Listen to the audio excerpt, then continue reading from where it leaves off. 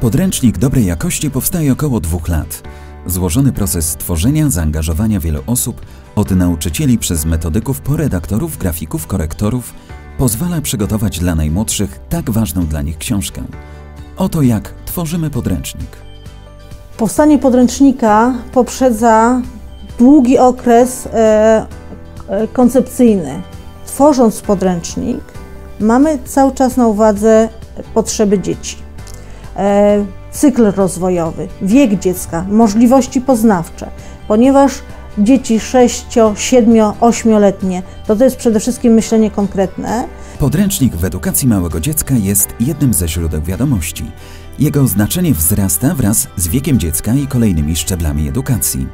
Dostarcza uczniowi w prosty i przejrzysty sposób wszystkich potrzebnych informacji. Dobrze skonstruowany podręcznik to przede wszystkim podręcznik zawierający materiał rzeczowy i ilustracyjny.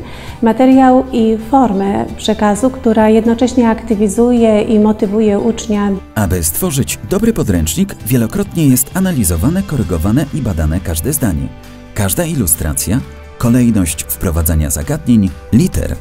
Gdy autor przygotuje wersję autorską podręcznika, zaproponuje materiał ilustracyjny, dokona wyboru tekstów literackich, do pracy przystępują redaktorzy. Sprawdzają oni podręcznik pod kątem poprawności merytorycznej. Następnie materiał trafia w ręce korektorów. Na początku wykonujemy korektę oraz redakcję językową na komputerze, następnie nasze prace wykonujemy na papierze, gdzie za pomocą znaków korektorskich przekazujemy wszystkie ważne informacje dla składacza, który wprowadza nasze propozycje do materiału. Staramy się tutaj, żeby wszystkie błędy zostały wyeliminowane, cyzelujemy każde słowo, każde zdanie. Następnie w pracę włącza się studio graficzne.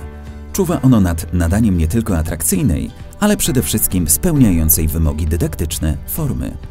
Dlatego na bieżąco współpracuje ono także z autorami podręcznika. Praca w studiu graficznym rozpoczyna się po przyjęciu materiału redakcyjnego. Moim zadaniem jest przygotowanie projektu graficznego, który będzie odpowiadał wizji autora, marketingu i redakcji. Muszę uwzględnić w nim nie tylko typografię, ale również rozmieszczenie treści autorskich, elementów graficznych, ilustracji i zdjęć. Ilustracje do książek tworzone są przez studio graficzne i plastyków z całego kraju samodzielnie. Projektowane i drobiazgowo wykonywane są postacie bohaterów, pojawiające się na stronach opowiadań oraz towarzysząca im scenografia. Grafiki skomponowane z tekstem są już solidną podstawą przyszłego podręcznika. Trafią teraz do składu komputerowego, który nada mu spójną i atrakcyjną formę. Po tym etapie, zbliżony już do efektu końcowego podręcznik trafia znów do redaktora merytorycznego, grafików i redakcji technicznej. Autor ponownie zabiera głos. Konfrontuje efekty pracy wydawcy ze swoim zamysłem. Prace całego zespołu nad poprawkami i korektami merytorycznymi powtarzane są parokrotnie. Bajki, wiersze, opowiadania, zdjęcia i grafiki wykorzystane w podręczniku objęte są prawami autorskimi. Aby wydać taką publikację, należy uregulować wszystkie kwestie związane właśnie z prawem autorskim. W wielu przypadkach jest to związane z ogromnym nakładem zarówno pracy pracowników wydawnictwa, jak i nakładami finansowymi. Próbne egzemplarze podręcznika poddawane są wielostopniowej ocenie przez wytypowanych nauczycieli podczas tzw. badań fokusowych.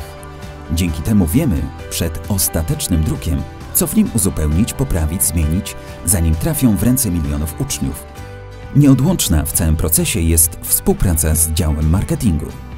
Zespół marketingu w naszym wydawnictwie to nie tylko marketingowcy z krwi i kości.